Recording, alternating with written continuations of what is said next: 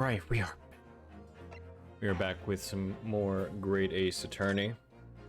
Last where we left off, we are now in court doing some cross-examination.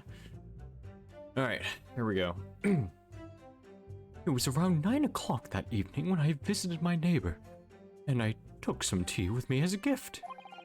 We had a heated literary debate over a nice hot drink, after which I went back to my room at around 11. Ugh, my tea was completely harmless. He couldn't have locked the door behind me otherwise, could he? Strychnine takes some time to have an effect on the body. People don't keel over immediately after taking it. The victim would have been perfectly able to lock the door after his guest left. The argument still stands. Okay. Yes, I see. It all seems relatively straightforward. Excuse me, but that testimony does raise one rather crucial point, I think. Mr. Natsume claims his tea to have been harmless, presumably, though. The teacups have been examined for traces of the poison, haven't they? Why didn't I think of that? Well, as it happens, no. We haven't been able to. Did I hear you correctly, Inspector? Scotland Yard has failed to examine the suspect's substance? How could you have overlooked something so important? Isn't that the first thing you should have done? My learned Nipponese friend is falsely incensed. What? The inspector said Scotland Yard was unable to examine the tea, not that it was overlooked. Unable? Why? It's simple enough. There was none left, not a drop. Someone must have been very thirsty indeed. With current scientific techniques, it's not possible to test for poison under such circumstances. We only need a drop. That only one drop does actually have to exist, funnily enough. The lack of examination notwithstanding, it appears nothing other than the tea passed the victim's lips on the night in question. I see. Thank you. The matter is clear.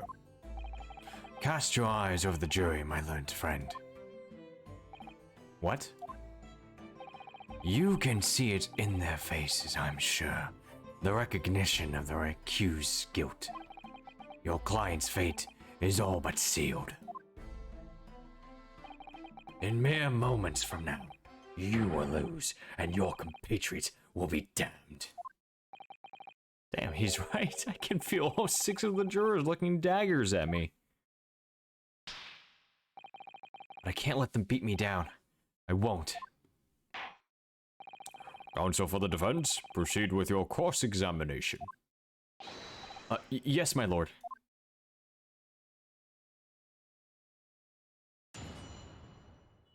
Alright, here we go.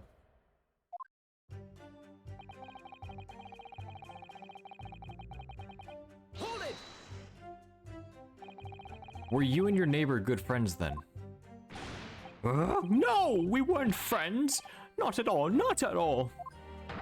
Never, ever. A simple no would have sufficed. Then, why did you decide to pay him a visit? Mr. Shamspeare fancies himself as having great literary knowledge. As a fellow scholar of English literature, we find much to talk about together. Come now. No Nipponese could understand the finer point of English literature. And on the night in question, that was the topic of conversation as well, I presume. It was the day of my last trial when I was acquitted. I just arrived back at my lodgings. When I ran into Mr. Shamspeare outside on the street, I was at around 6 o'clock. We exchanged 1 or 2 pleasantries, but soon turned into a heated discussion. He was on his way out at the time, though. So I promised to visit his room that evening at 9 to continue our debate. But did I have ill intentions? No! Not one, not two, not any, not at all. Never, ever. simple no would have sufficed, I feel. Then tell the court what did happen when you visited the victim's room. Okay. Hold it! Literary debate about Shakespeare's works, I think you said, didn't you? Shakespeare? Ah, very worthy topic of conversation, I must say. Oh, yes, my lord. Romeo and Juliet, who was stronger? It was a profoundly pleasurable parley. Romeo and Juliet? Who was stronger? I know I'm going to regret asking this, but how did the debate go? Well, we both agreed that we would reach a conclusion more quickly with a reenactment. So we battled it out, in a Greco-Roman style, naturally. What? Mr. Shakespeare had all sorts of costumes in his room for such a contest. So when you say a reenactment, you mean you were actually in costume? He as Romeo, and I as Juliet. And after a vigorous, wild tussle, I as Juliet came out on top. A victory I'll cherish forever. I dare not imagine the terrible scene of carnage. The fact remains that it was you who prepared the tea and took it to the victim, correct? I boiled the water in my room and made a pot to take with me. I'd heard that he was too poor to have tea himself, you see. It's true, there was no sign of any tea leaves in the man's room. I wanted to do something nice, to be friendly. So why is everyone looking at me with such suspicion? My tea was harmless, of course it was. And do you have any basis for that statement, witness?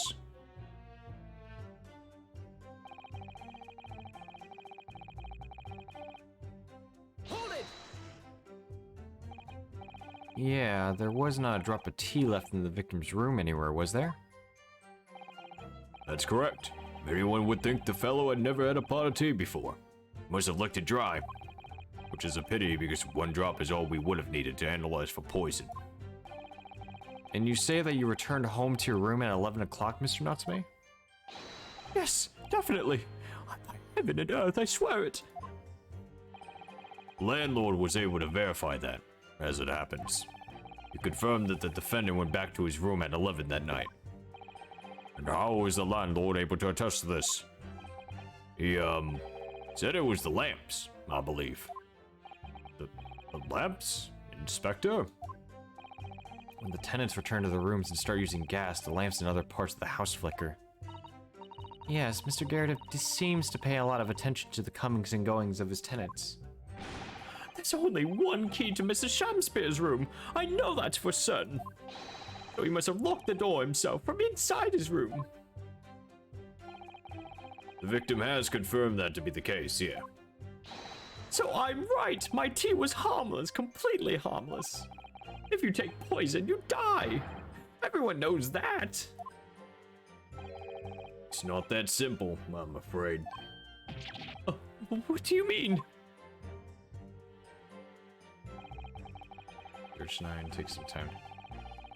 Hold it! How long does it take for symptoms to appear then? According to the coroner I was speaking to at the yard, about 30 minutes after the poison's consumed. And the victim suffers violent convulsions, cramping, stiffness, and then eventually dies from asphyxiation.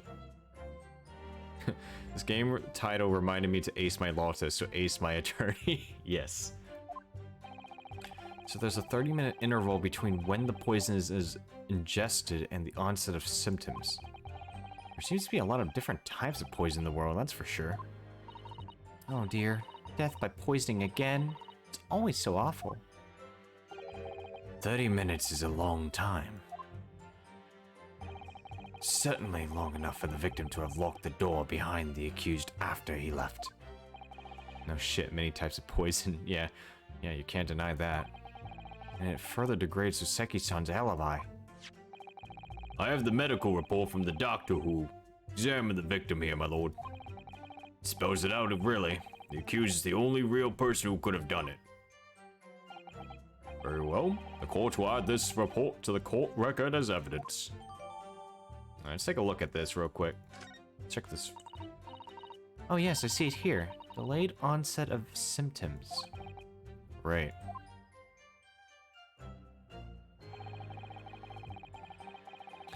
So real quick, let's check out this evidence. So, alright.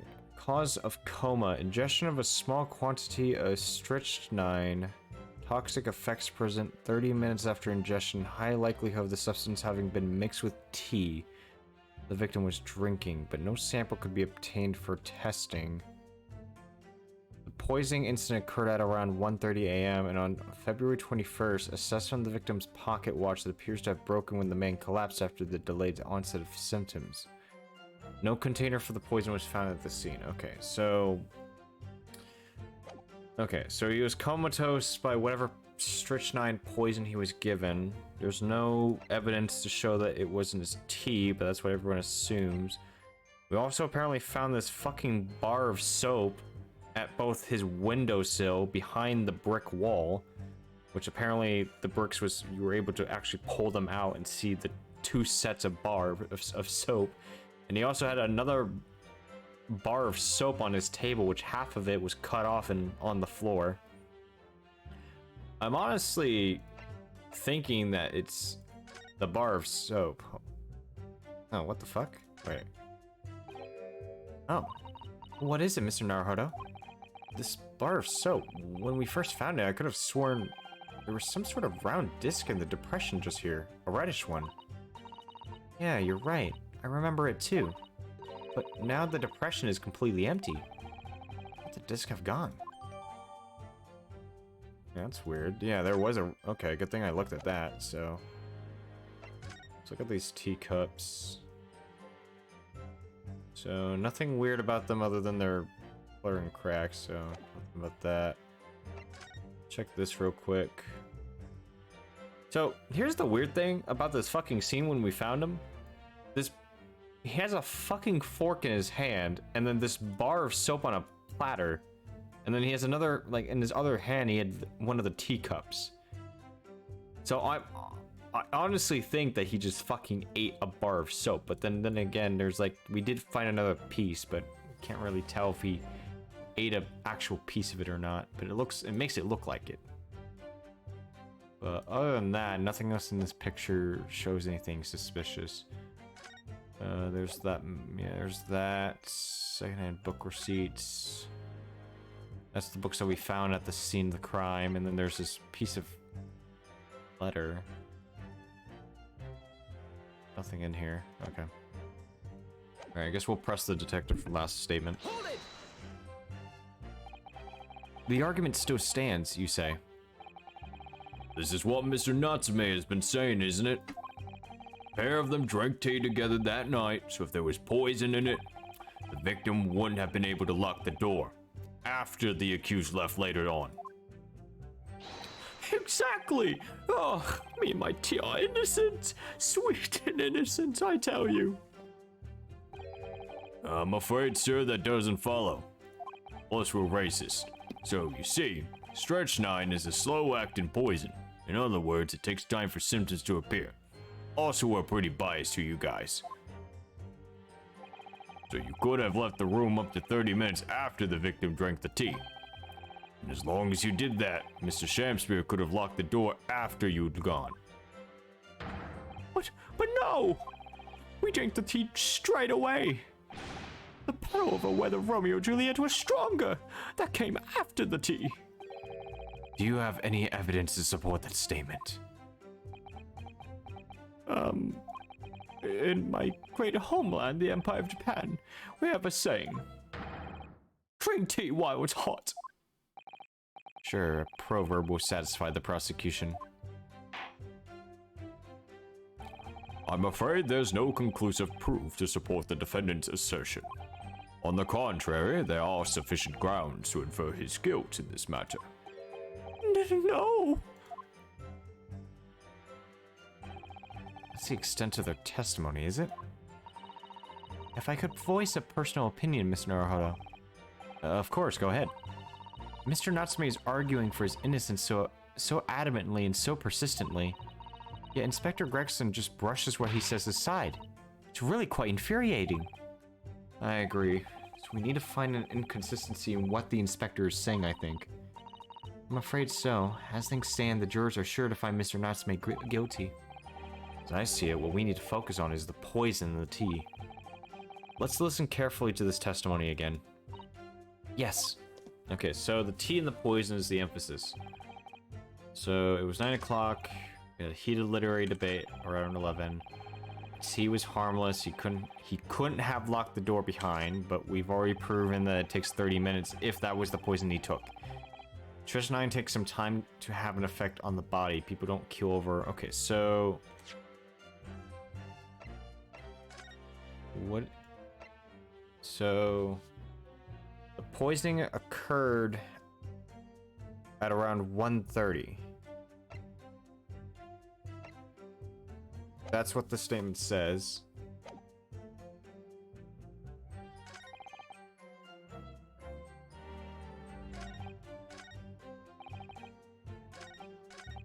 Wait, what time? So, wait, hold on. So, it was 9 a.m. It was 9 o'clock when he visited, and I took some tea with me as a gift. We had a heated debate. So, he... Okay, wait, no, that makes no sense then.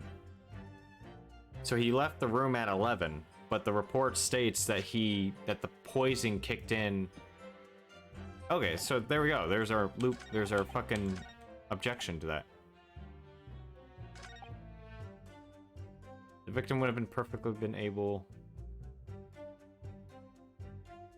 So the question is whether I press the evidence onto the stretch 9 takes some time. People don't. Okay, so then I guess I'm gonna present it on this one. Objection. There we go. Yeah, because there's no way because the poison kicked in at 1:30 in the morning, which is an hour and a half after he left. The argument still stands, you say? I think not, Inspector. Come again? I think you'll find that you've overlooked a very significant chronological inconsistency here. A what? What are you on about? According to this report, the victim must have consumed the poison at around 1:30 in the morning. And yet, the defendant, Mr. Natsume, left the victim's room at 11. Yeah, that's right. There's more than 2 hours of missing time there.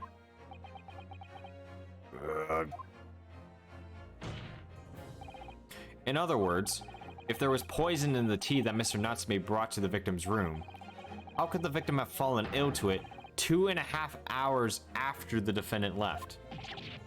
Ah! They both screamed at the same time. The defendant's argument is entirely reasonable. How do you respond, Lord Van Zix?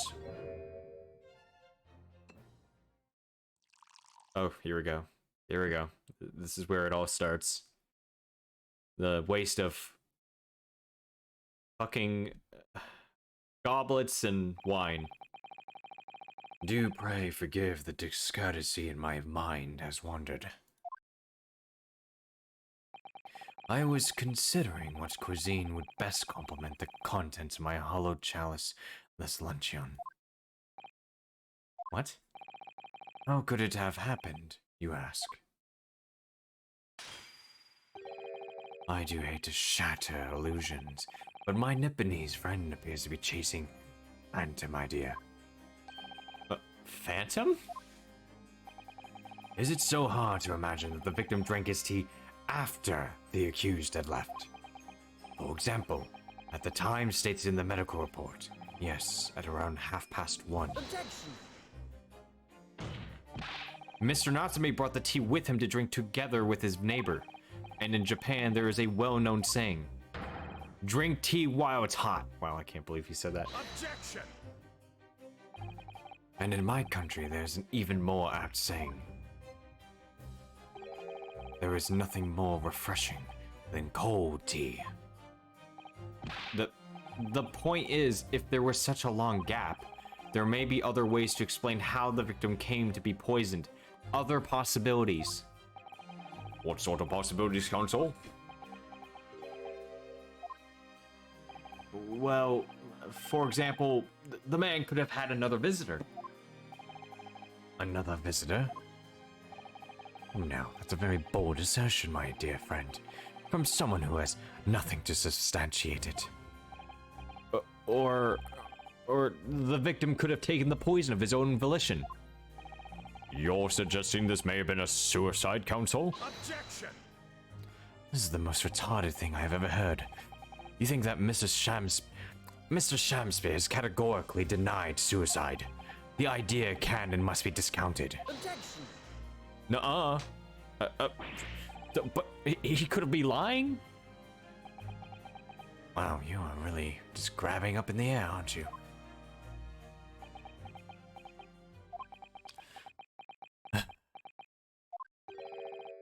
Is something wrong, Lord Van Zeeks? I was listening to the sound of the carriage pulling up outside the call room. Pray, forgive the discourtesy. Carriage? What carriage? It would seem that the key player in this case has just arrived. What? Oh god, is this the fucking Shamspeare?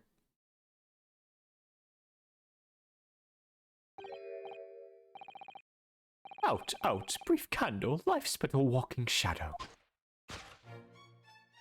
Oh, A poor player that struts and frets his hour upon the stage, and then is heard no more.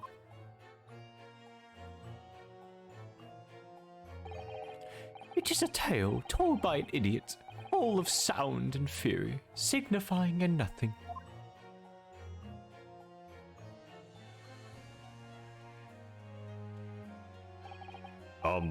Who, sir, are you? William Shamspeare, my lord. Alas, 'twas I undone by these bitter events. I am the victim. what? What's he doing here? Yo, that man fucking gay. The prosecution seeks to call this gentleman to the stand. With his testimony, my learned friend's futile resistance will be utterly crushed. You're calling him as a witness?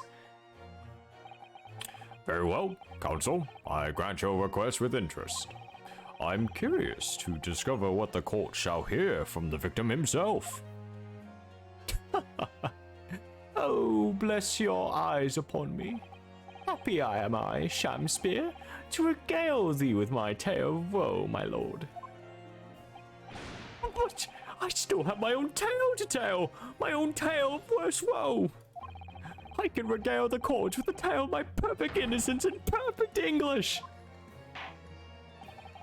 That will do, Mr. Natsume. Let the court now hear from the victim.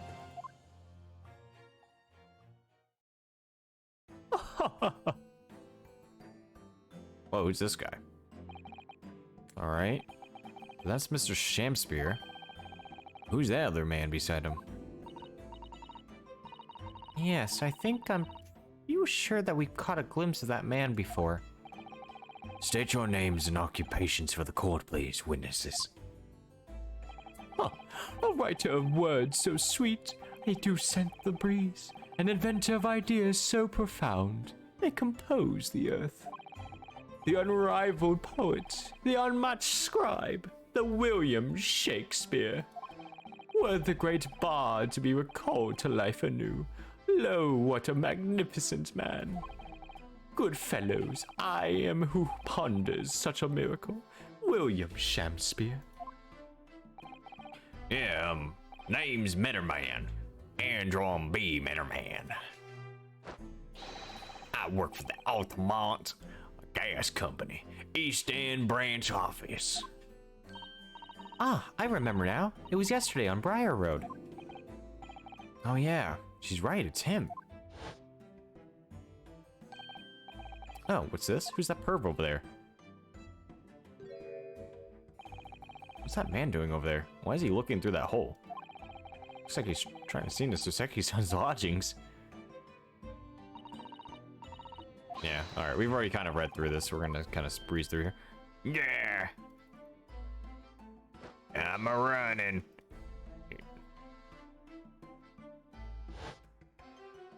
Yeah, big fat. He kind of reminds me of fucking Popeye. Yeah, we spotted him outside Mr. Garrett's house that morning. And he's a gas company employee. What does he have to do with this case? So, Mr. William Shakespeare, you are the victim in this miserable affair, correct? Oh heavens! Oh hell! Do you command me to remember? That sweet poison that did cross me and cross mine innocent lips. I subpoenaed him for the trial with his doctor's permission, naturally. Hearing the testimony of the aggrieved will remove any room for doubt from the jurors' minds, I'm sure. Behold, you have only to rearrange the letters of my name to see that me's a seraph, an angel indeed. Thus be I a noble of mind, sweet of nature, and verily honest of heart, as all heavenly angels be. Because there isn't a less contrived meaning in your name. No, not at all. Jurors seem to be very moved by this man, I'm afraid. They're actually taking this seraph anagram idea seriously? Thank you, witness, for your illuminating introduction. But, my lord, what's the man next to Mr. Shakespeare doing here? The gas man, I mean. What? Me? Well now. Allow me to enlighten my learned friend. You recall, I presume, your earlier impertinence when you suggested the victim had another visitor to his room on the night in question. And moreover, left the victim as a compulsive liar. What? No, I didn't quite say that. This young man, this chin stroker, is here to controvert your wild claims conclusively. Is that not so, Mr. Metaman? Hang on. No, I'm just here. I hereby call for your formal testimonies. You will tell the court as lucidly as possible what happened on the night in question. Oh, one may smile and be a villain. Yes, it doth pain me, but let the truth be spoken. The truth of that wintry night of my discontent.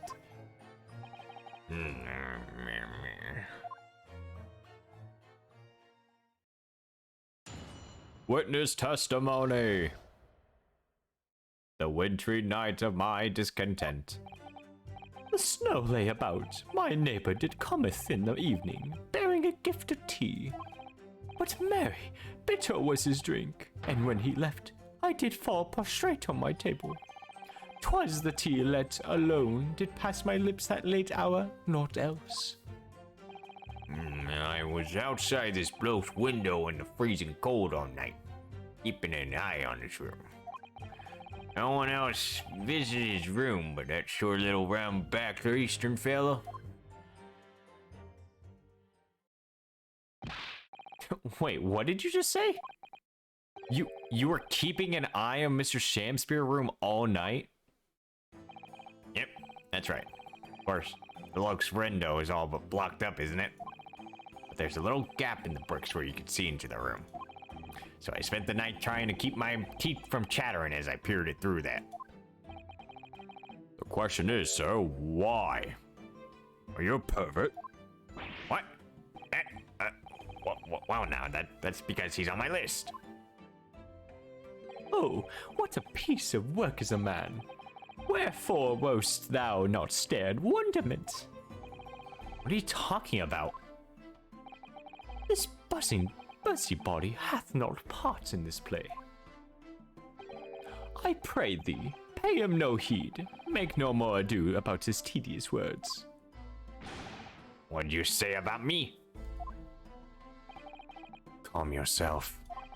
This court is concerned with what happened the night in question. Nothing more. Indeed, that is so. And, as the testimony we have just heard clearly reveals, there was no other than the accused present at the time who could have carried out this crime. My God, this bloke's right.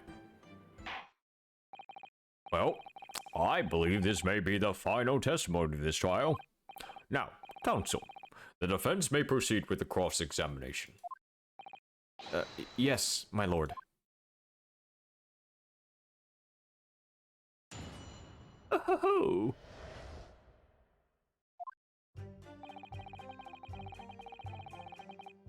Oh, my goodness. Okay, hold on. Hold it! To be clear, by neighbor, you are referring to the defendant, Mr. Natsume. Oh, indeed, sire. Perchance thou wouldst that I call him the man from upstairs? And at what time did the mustachioed Nipponese visit you in the room? Our meeting was promised for the hour of 9, and lo did he come to tender a gift of fragrant tea. Details which are in accordance with the defendant's own testimony, yes. And we were broiled in such a literary debate as history hath not seen before. By which I presume he means their discussion about who was the stronger, Romeo or Juliet? I, Shamspeare, did play the part of young Romeo, whilst my neighbor played the fair Juliet. Each of us dressed as would our characters be, to bring weight upon our merry experiment. I dare not imagine this scene. Oh, frailty, thy name is woman. Canst thou imagine how dismayed I was? Yes, I had heard of the Eastern art of jujitsu, but ne'er did I dream 'twould be a skill practiced by the comely maiden. Juliet beat Romeo up? This is not helping our case. I believe the court has had enough about your earth-shattering literary debate. Perhaps you could reiterate your statement about the tea that the accused brought to your room? My liege, I am thy servant. Gladly I would be do thy bidding.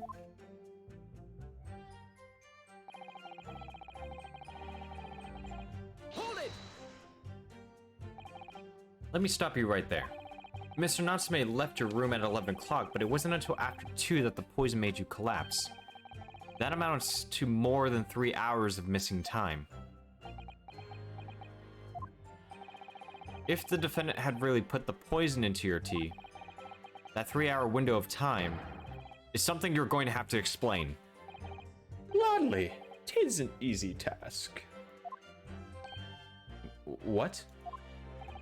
I did drink of the tea, not while my guest didst tarry, but after he took leave of me.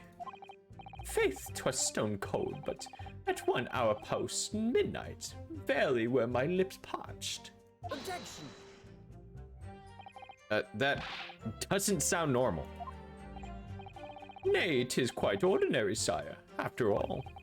Thou wouldst recall our fiery debate. Amid such argument, there'd be no time for fiery tea.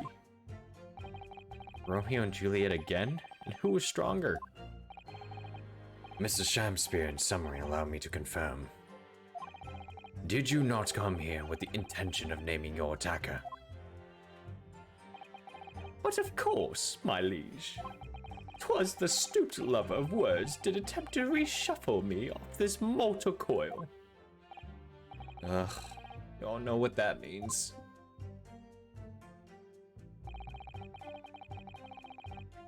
Hold it!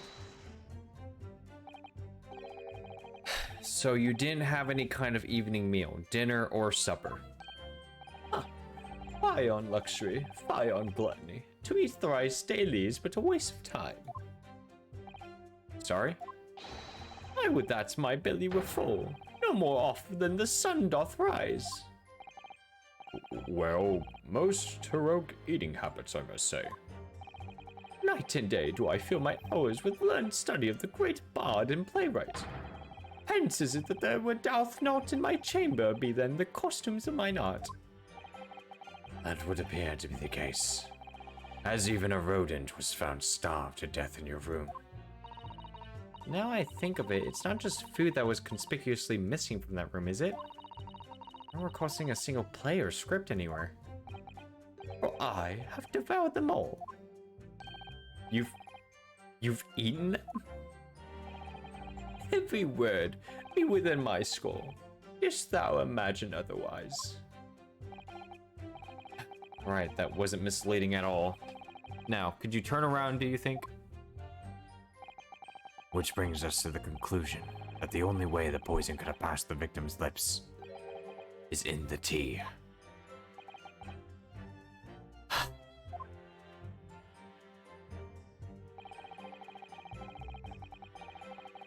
Hold it! But the windows of the house have been all filled in. A historical artifact of the now defunct window tax. Yeah, you're right there. All bricked up horribly. But as it happens, there was a little part of the brickwork at the bottom corner that's been opened up. I was looking through that gap. Yeah, there were a few brick sleeves, weren't there? For some strange reason, a couple bars of soap lined up on the ledge outside as well. Yeah, I don't like going around poking my chin in other people's business, especially on freezing cold nights. Name's my orders, so that's what I'll keep doing, as long as there's breath in my body.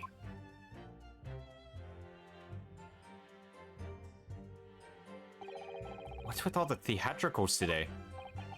Out of interest, Mr. Metaman. After the accused had left and returned to his lone lodgings, did you see the victim leave the room at all? No, he never left. He was in that room the whole time as far as I'm concerned. We can therefore discount the possibility of suicide. How can you be so sure about that?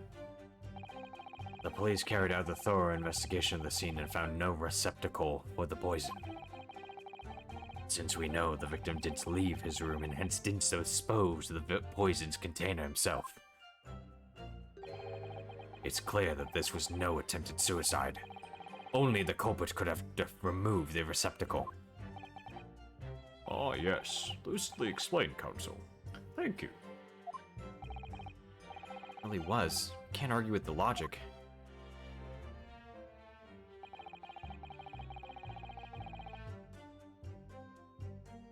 I'm not gonna even debate that, but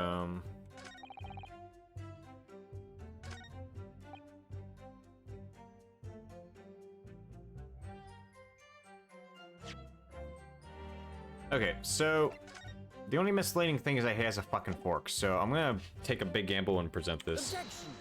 Okay, no, that wasn't it.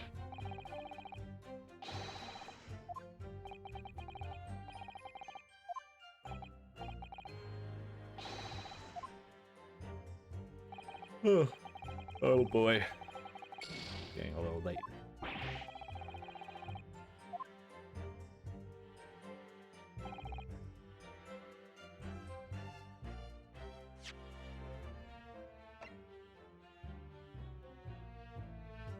Babe.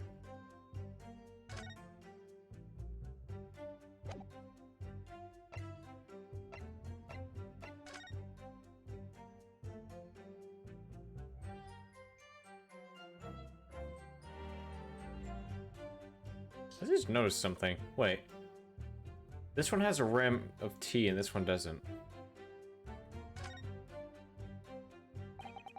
This must be the cup that Mr. Shamspear was drinking from then. It's stained on the inside. He does that, I'm afraid. Even green tea. Oh, really? Never noticed before. Never noticed? Well, I never leave it in the cup long enough to leave a mark. I like to gulp it down. Green tea while it's hot. That's the Japanese way, isn't it? Oh dear, so many people seem to have the wrong idea about our culture, and most of them are Japanese.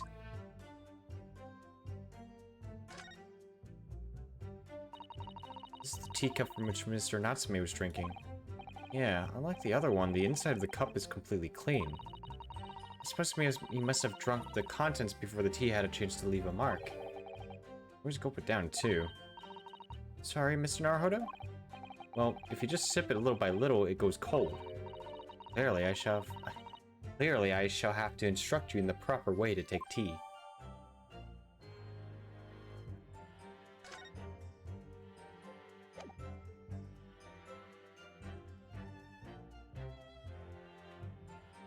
Objection! Okay. Alright, I'm just shooting myself in the foot.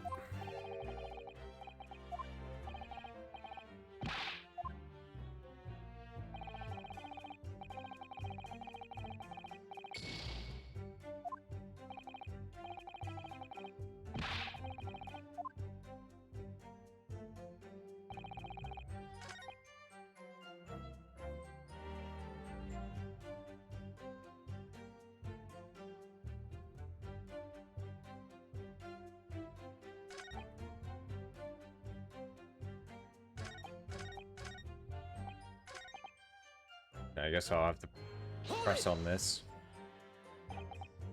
You say a short little round-backed Eastern fella? So you can't be sure it was the defendant then. Objection! How many other short little round-backed Nipponese with a mustache do you think there are in London?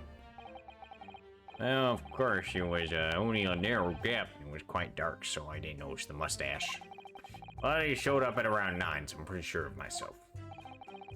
When the person you saw arrived, did he and Mr. Shamspear drink tea together? Nah, sorry. Couldn't say. Why not?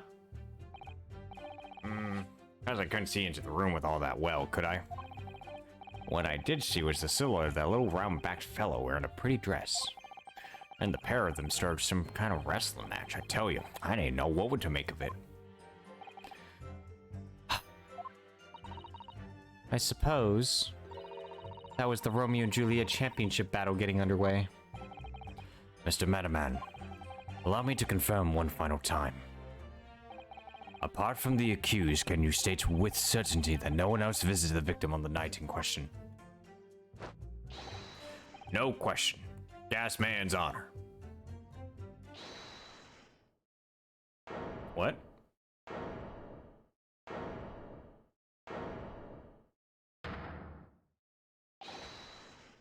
My lord. Goodness me, yes, Mr. Foreman. I've kept my mouth shut and listened up to now, but this has gone on long enough. Are you all with me?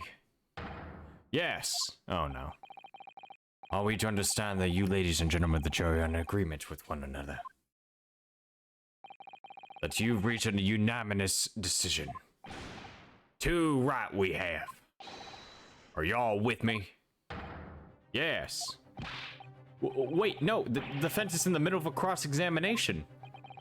To be honest, I was holding out a bit of hope for you, young man. Especially after you identified those few hours that you followed the accused leaving the victim's room. Oh yes, the 3 missing hours as you put it. But in the end, what difference do they make? None as far as I can see. And since that's now apparent, there's really no reason to delay our decision any longer. Damn tune, like I was saying before, if I don't go take them 5 bobs home with me tonight, the missus will blow her top. Huh? What that? Sorry, I didn't quite catch that, what you said. Very well. Let the court be apprised of your decisions. Ladies and gentlemen of the jury, you will state your leanings as to the defendant's culpability. Guilty! Guilty. Guilty. Guilty. Guilty. Guilty. Boom, boom, boom, boom, boom. Oh, shit. All of you? Well, it would appear that the jury is indeed unanimous. And the victory goes to me. So, this time at least, it seems justice will be done. All's well that ends well, as they say. This calls for a toast, I feel. To the guilty being punished. Oh, no. Get up, Mr. Naruhodo, please. Trial isn't over yet. What do you mean, Mr. Sato? What about the information I found in this encyclopedia about British law I have? That obscure right that belongs to the defense in these situations. Remember? Summation examination. Yeah, that's right. We don't have a jury in Japanese courts, of course. But here in the British Court of Law, if we can reverse the decisions of a majority of the jurors and force the trial to continue. This trial can't end now. Whatever it takes, just can't let that happen. The defense moves to invoke its right to a summation examination, my lord. Ah, for fuck's sake. Why am I not surprised? and my learned Nipponese friend's inability to admit defeat. You chose to cling desperately to some archaic rule you barely comprehend instead of accepting the truth. Certainly no other defense counselor in recent times has exercised the right to submission examination. Because they all know that once the jury's mind is set, it cannot be altered. Nevertheless, the right remains and must be upheld. The defense counselor's request is granted. This court will proceed with the summation examination, as outlined in the Encyclopedia of British Law. Thank you, my lord. Are you and your fellows prepared, Mr. Foreman? Believe me, my lord, we know all about this young lad's tenacity. And we're ready for it. Very well. In that case, ladies and gentlemen of the jury, I hereby call upon each of you to state the grounds upon which you find the defendant guilty of the crime for which he stands accused. Alright. So I'm actually gonna end it right here. I'm getting, it's a little, I mean, it's only 8:48, but I'm getting like real sleepy. So we'll do probably, I might stream tomorrow, maybe. If not, there's always the Saturday game that I'll be streaming, so be looking forward to that. Anyways, I will go ahead and end it here. So I hope you guys enjoyed this, and I will catch you guys later. Ciao.